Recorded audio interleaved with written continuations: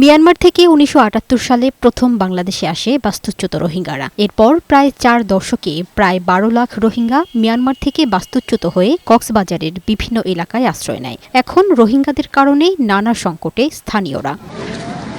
মাদক ব্যবসা, চুরি, ছিনতাই, ডাকাতি সহ নানা ধরনের অপরাধে জড়িত এই রোহিঙ্গারা। ফলে তাদের প্রতি স্থানীয়দের যে সহানুভূতি, সহমর্মিতা ছিল তা এখন তলানিতে বলে জানালেন উখিয়া উপজেলা বিএনপির সভাপতি। সমাজের মধ্যে অনেক অনাচার এই রোহিঙ্গাদের কারণ বারবার আমাদের ঊর্ধ্বতন কর্তৃপক্ষকে জানিয়েছি, কিন্তু অদ্যবধি এগুলির কোনো সুরাহা হয়নি। আমরা আশা করি ডক্টর ইউনূস সরকারের সময় এই জিনিসটা নিয়ে একটা ফাইনালি কিছু একটা হবে এবং এই রোহিঙ্গাদেরকে সসম্মানে তাদের দেশে ফেরত পাঠাবে। বিপুল এই রোহিঙ্গা জনগোষ্ঠীর প্রত্যাবাসনে দীর্ঘদিন ধরে চেষ্টা করে আসছে সরকার। সম্প্রতি জাতিসংঘ মহাসচিব ও প্রধান উপদেষ্টা রোহিঙ্গা ক্যাম্প পরিদর্শন করে প্রত্যাবাসনের উদ্যোগ নেয়ার ঘোষণা দেন। এতে আবারও দেশে ফেরার আশার সঞ্চার হয়েছে রোহিঙ্গাদের মাঝে। নিরাপত্তা সহ মর্যাদাপূর্ণভাবে নিজ ভূমে ফিরতে চান তারা।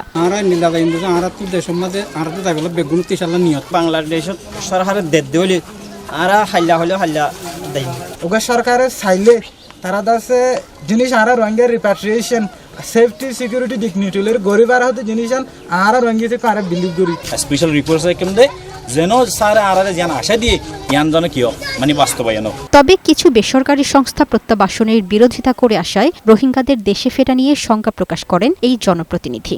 রোহিঙ্গারা প্রতিনিয়ত তারা তাদের স্বদেশে যাওয়ার জন্য একটা ইহারা, শুধুমাত্র প্রত্যাবাসনের বাধাটা হচ্ছে রোহিঙ্গা সংশ্লিষ্ট কর্তৃপক্ষ, এনজিও এবং রোহিঙ্গাদের মধ্যে যে উগ্রপন্থী কিছু দল আছে সেই দলগুলোর নেতারা। চারটা সেক্টর যতক্ষণ না কন্ট্রোল করা হবে ততক্ষণ পর্যন্ত রোহিঙ্গা রিপার্টিশন হবে না। রোহিঙ্গাদের অপতৎপরতায় সৃষ্ট সব সমস্যার একমাত্র সমাধান দ্রুত প্রত্যাবাসন, এমনটাই মনে করেন সংশ্লিষ্টরা।